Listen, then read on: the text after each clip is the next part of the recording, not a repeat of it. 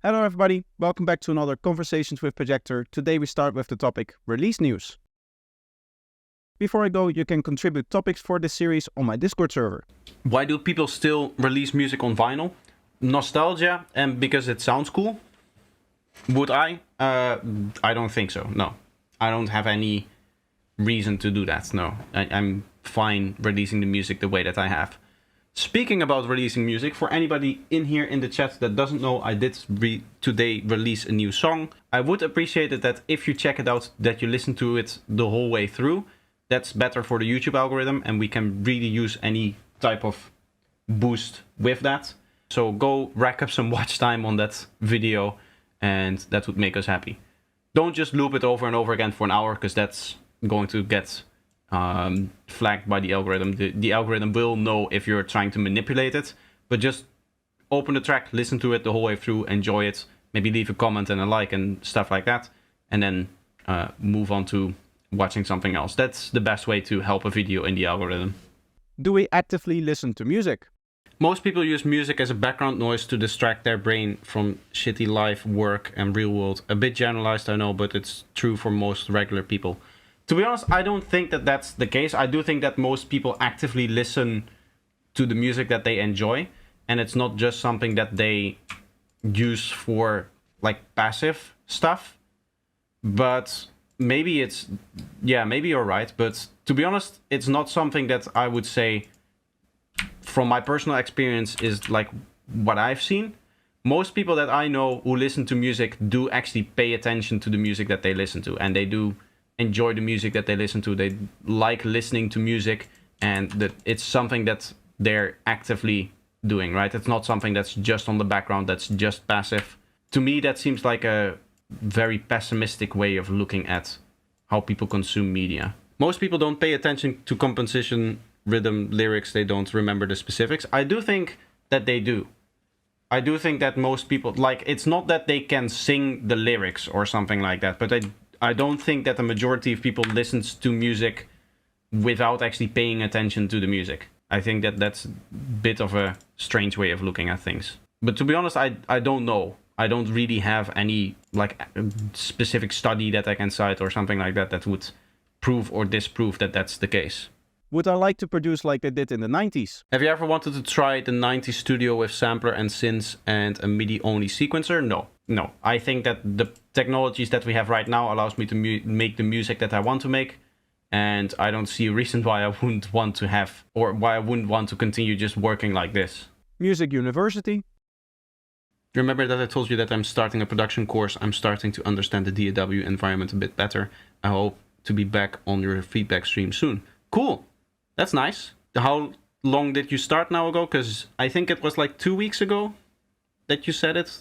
But then it was another week because you were ill or something like that. Or maybe like 3 weeks ago that happened. The reason why I'm, by the way, confused with this is I stream it once and then I also edit it in the stream like 2 weeks later or a week later. So my timing with all of these things that you guys tell me in the past is a little bit skewed. Trying to remember exactly when you said it to me. So how long have you been doing this thing now? How long has it like actually started the course? Yeah, I'm on the 2nd week, but my previous knowledge is helping me and things have been coming together in my mind. Yeah, of course.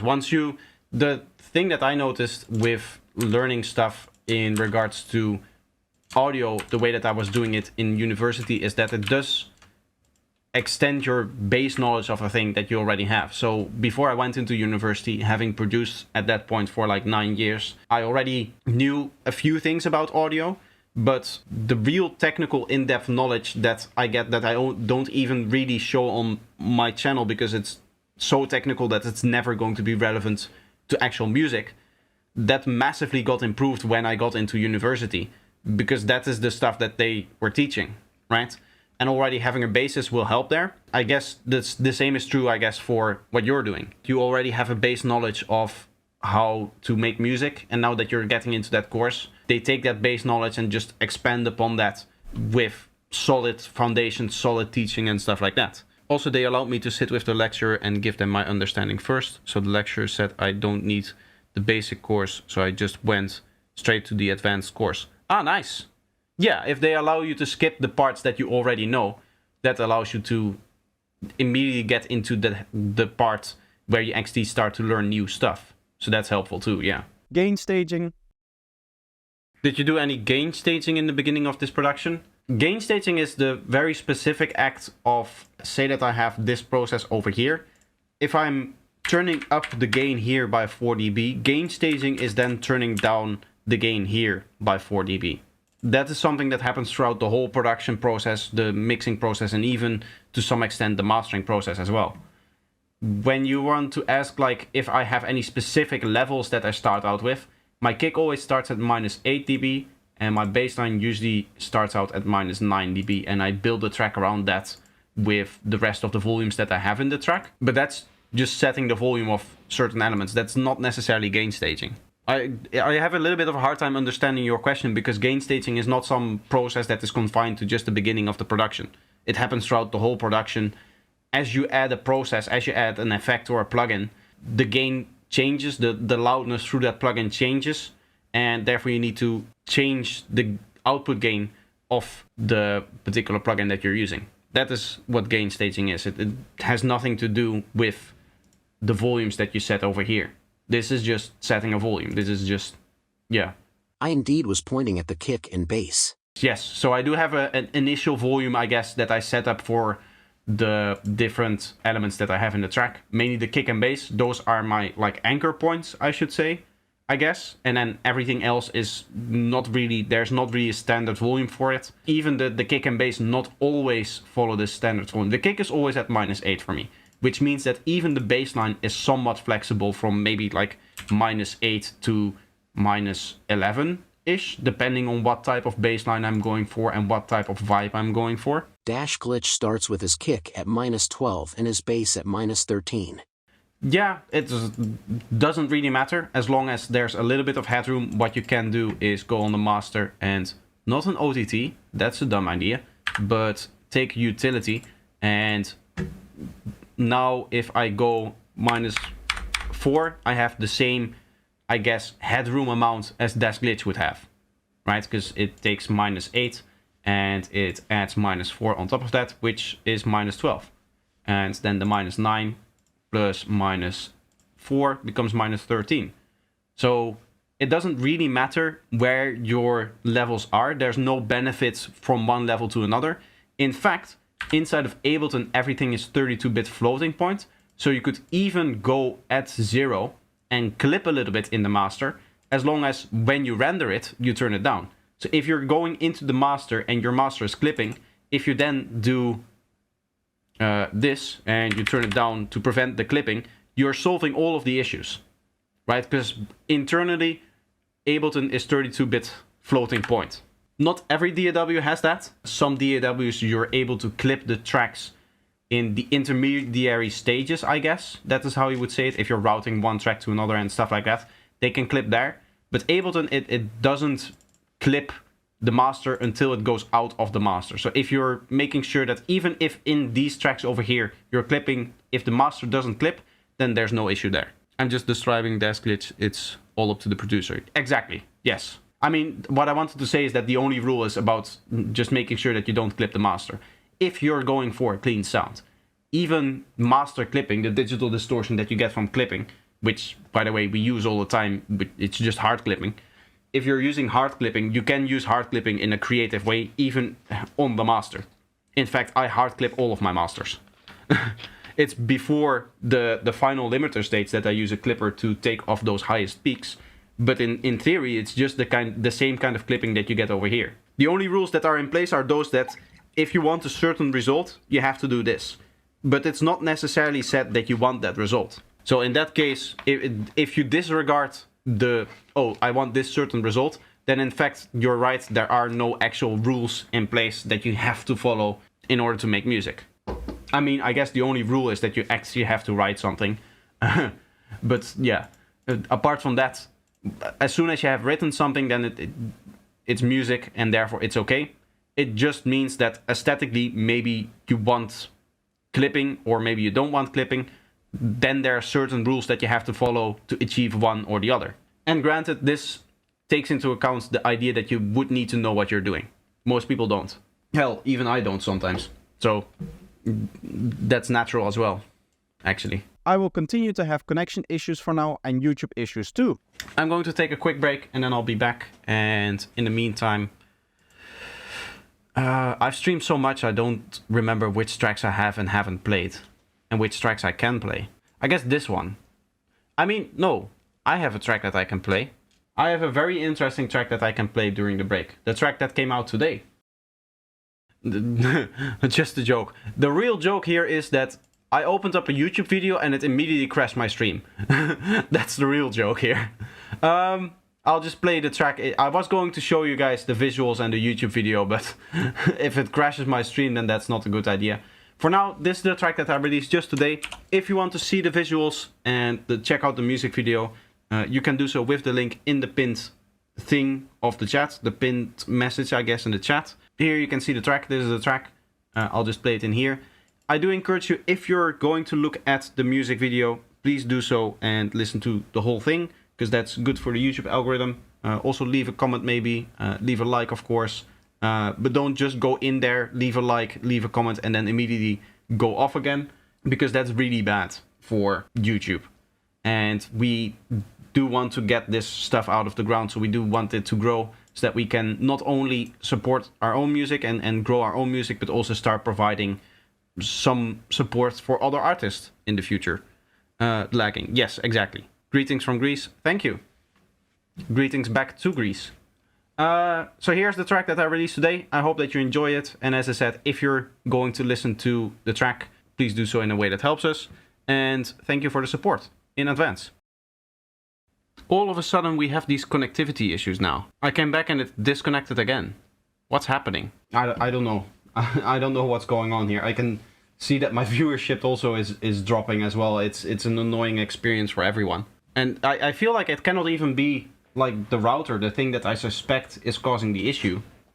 Because it's so random, right? If it's the router having constant connectivity issues, then it would be happening constantly. But it's just every once in a while I drop out for 10 seconds or 20 seconds. Buffer stuff, ISP, there's many things that can cause this, yeah. Again, the plan is in September for me to move to a different apartment, and then I'll get different internet as well. But maybe even that won't solve it. Maybe there is some issue with my system, my PC, maybe even my OBS, that just makes it so that it drops out for some reason. You know how another thing that this does is it just completely disrupts your creativity? Because now I have to worry about what the stream is actually doing and how the stream is actually performing. Up until this point, I was just happily streaming. And now it's just a mess.